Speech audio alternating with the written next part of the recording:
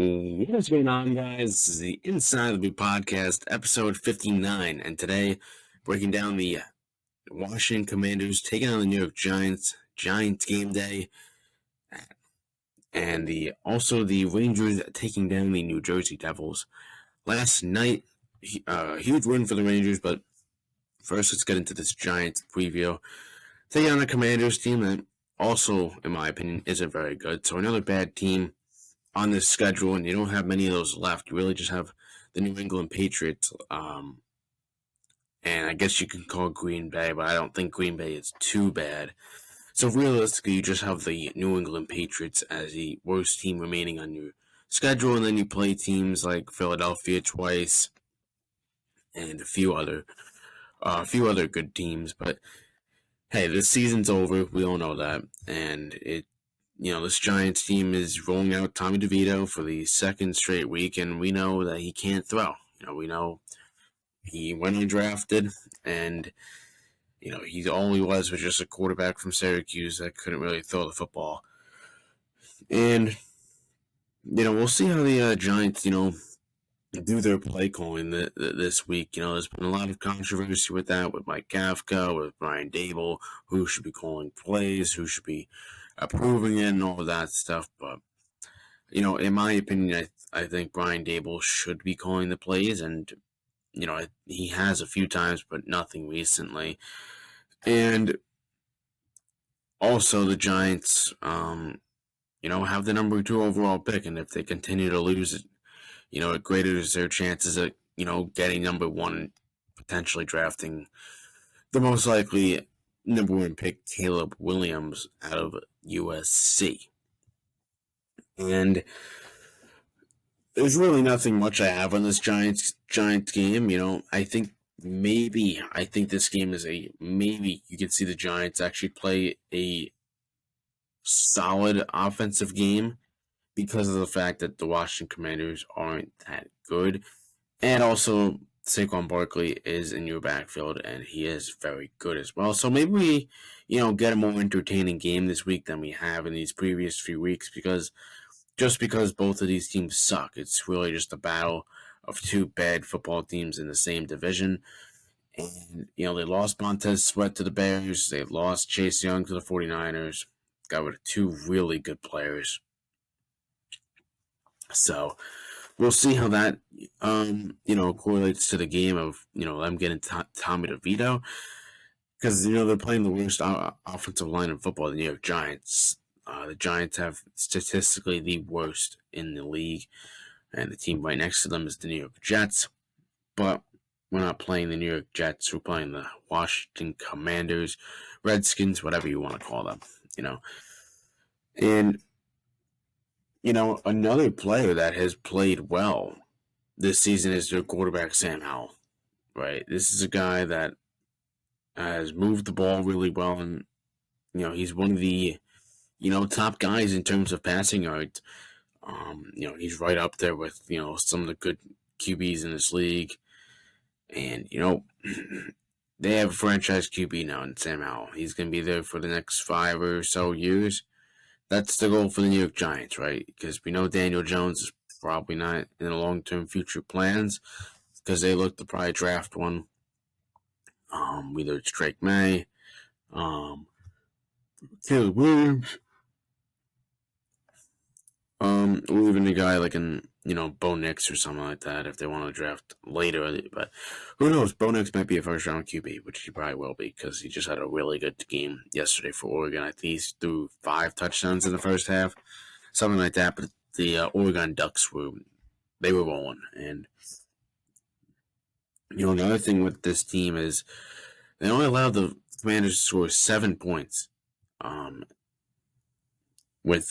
In their first meeting. So we'll see how that, what happens there because I don't know. I don't think this Giants defense is only going to allow 7 points this week because, they departed Leonard Williams, who's had a big role in this team and also had a really good game against the Commanders. So, you're going to have, some guys step up. But, I'm not trying to influence us to win. That's not my goal here. I want to lose because I want to get a good pick, and I that I hate saying that because I wanted this team to be good this year and, make it to the playoffs again, but we're back to square one. And it's once again the Giants are becoming a meme in the NFL, all that stuff, because we don't know how to run a football team apparently, because it's like one year they make the playoffs and then the next five they're just bad. But I think this team is in a good situation. I think they have some good players, on the defensive front. Dexter Lawrence has looked great. Kayvon Thibodeau, he's looked great. Jeez. Kayvon's looked good, 8.5 sacks this year. I mean, that's really good for, a sophomore year from him. And, going into his third year, I'm going to expect the same from him, getting 7+ sacks, per season. I think, honestly, you can even make the argument some of those sacks have been because of Dexter Lawrence just getting triple teamed, and then, but still, that's what Dexter Lawrence is, and that's a good thing. Him making room for guys like maybe Isaiah Simmons to get at the QB, or Kayvon Thibodeau, a bunch of guys like that. But yeah, I mean, this should honestly be a pretty good game because both teams just stink. And I'm not saying like, oh, the Giants could, win this game and ruin their tank, but that could happen. I'm not gonna lie because the Commanders aren't that good, but I think just the Giants' offense is just not gonna be able to score points, and then that's the reason why they're gonna lose. Because Tommy DeVito he's bad, right? And he is kind of in the tank. He is your tank commander, like what it was with Jake Fromm and Mike Glennon. Go out there, play like dog shit, and then come out and go grab a beer or something.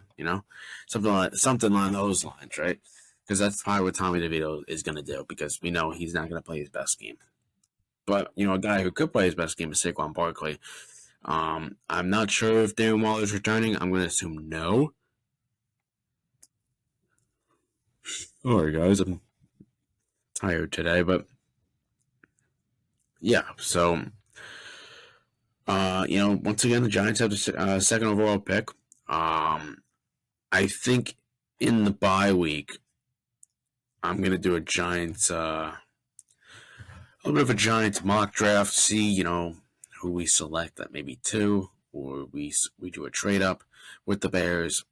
Who knows? But I don't see the Giants trading up. If the season ended today and we had the second overall pick, they're probably just going to take Drake May or Vashanu, offensive tackle from Penn State. Or, I like Joe Alt a lot in this draft, and I think they could take him, but I don't know about at 2. You can maybe see a trade back to like 4 or something, or 5. But listen, this team needs offensive tackle, and they need a franchise QB, especially. Those are the two most important. Then you could take a wide receiver, which is a need. You could take honestly, I kind of like getting a running back in this draft because, listen, if Saquon is in your future plans, there's no guarantee he's going to play 3 or 4, healthy seasons. However much they extend him to. Like, they give him a 3-year, 4-year at like $60 million, which is like $15 a year, which is still a lot of money for an injury-prone running back who is, he's good. He's definitely good when healthy, but he also has never had like O-line, and that's if he wants to stay here. But I think there's a lot of teams that would definitely want a guy like Saquon. The Ravens reached out to the Giants, the Dolphins even, I think.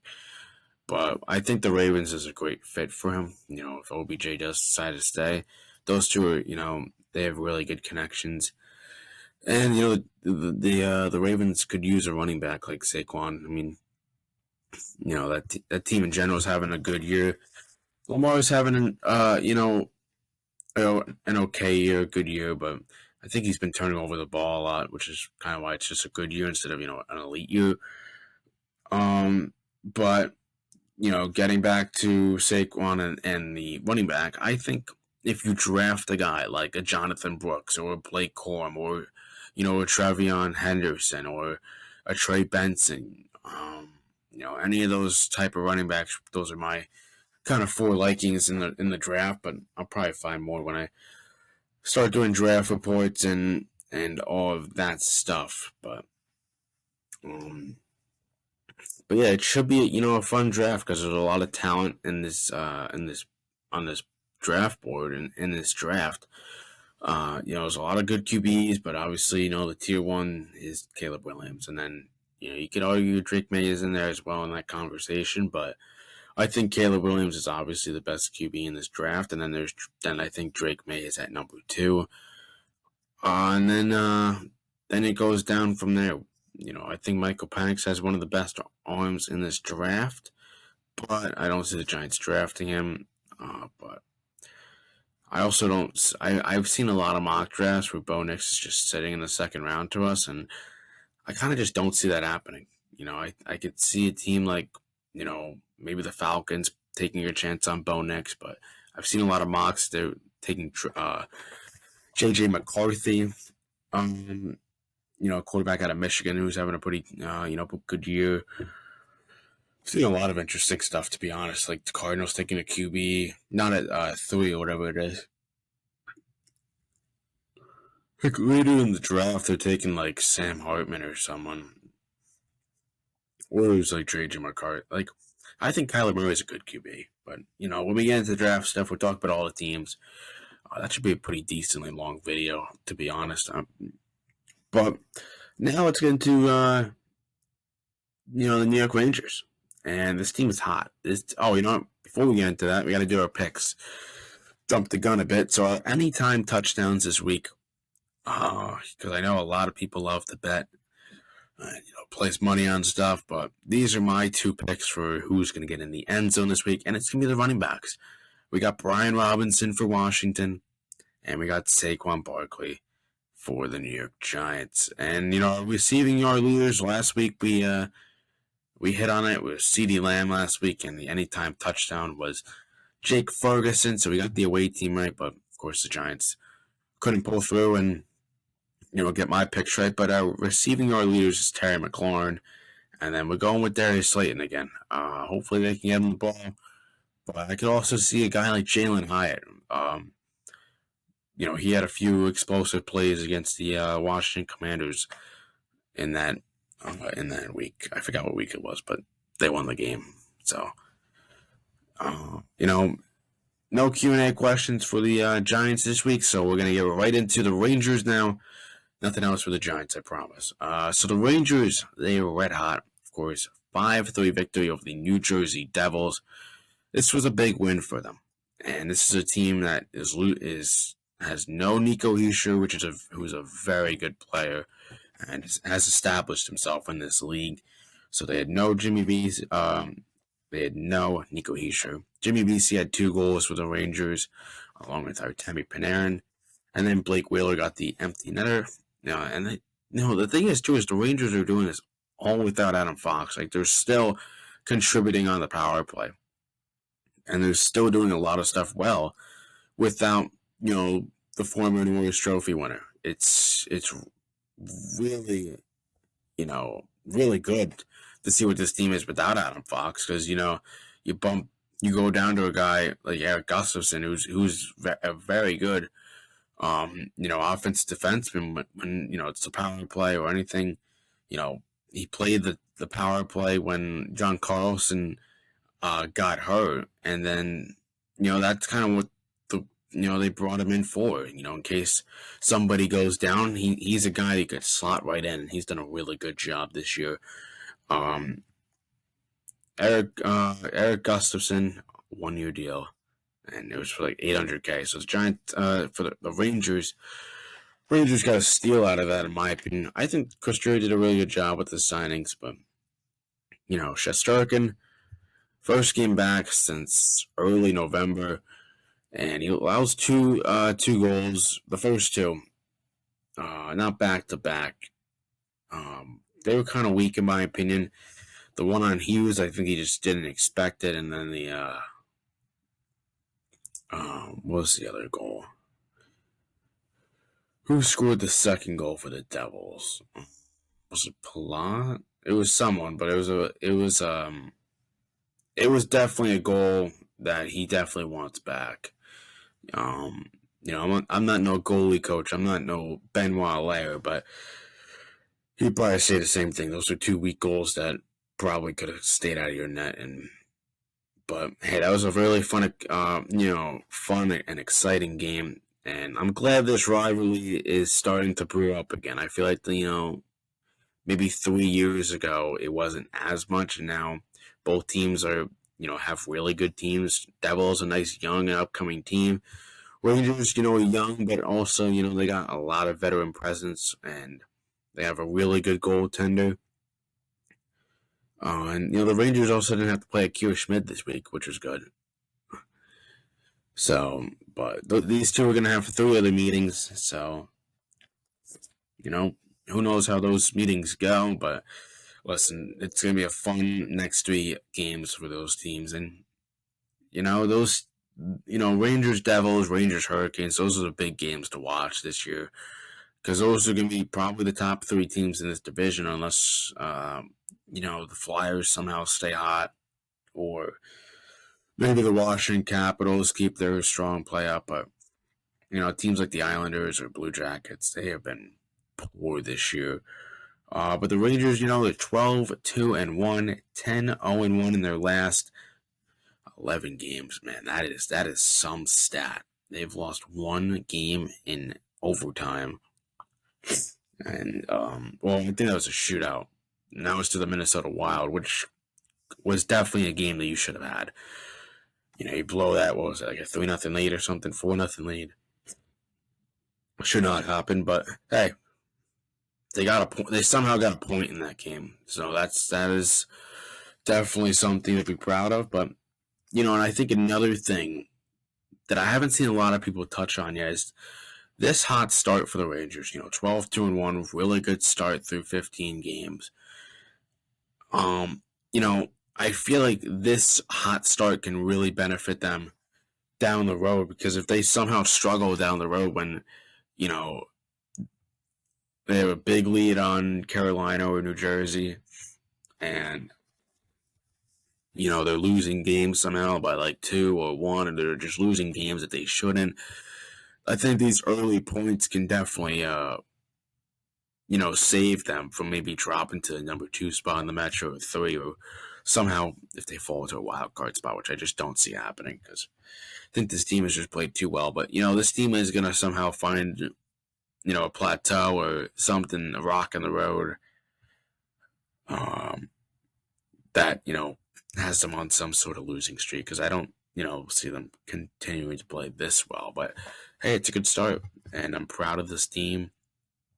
I'm just so happy that Artemi Panarin is playing well, and hopefully this translates to the playoffs because that's been the main issue with Artemi Panarin. He could have an amazing, regular season. Then when it comes to playoff time, things get worrisome. But another thing is this. Sorry.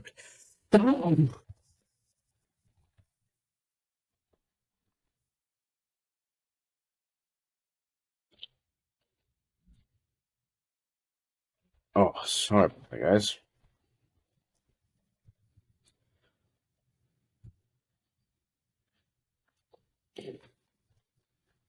Oh, sorry about that. Just had to blow my nose. Got the allergies getting up to me, I guess. But you know, something that I kind of am allergic to is how bad these refs are. I don't think that Jack Hughes goal should have counted personally. I feel like there's probably some sort of rule that I'm wrong about, but I feel like if they blow the whistle, is that puck not dead? I'm pretty sure everybody stopped playing during that, and then the call on the ice said it was a goal, so they completely took out of the part that they blew the whistle, and they said it was a continuous play, which I mean he blew the whistle, and I guess because the puck's, rolling in, it's still a continuous play, but regardless, still in the game, so I'm not mad. But yeah, this is just gonna wrap up episode 59. I appreciate all of you guys tuning in. We're on that road to 100 subscribers. Tell everybody, subscribe to the channel, like this video if you liked it, or leave a comment below on any Q&A questions or anything.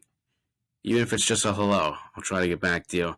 But anyways, it's been episode 59, breaking down the Giants versus Commanders and the Rangers win over the New Jersey Devils. I will see you guys in episode 60. See you guys in the next one.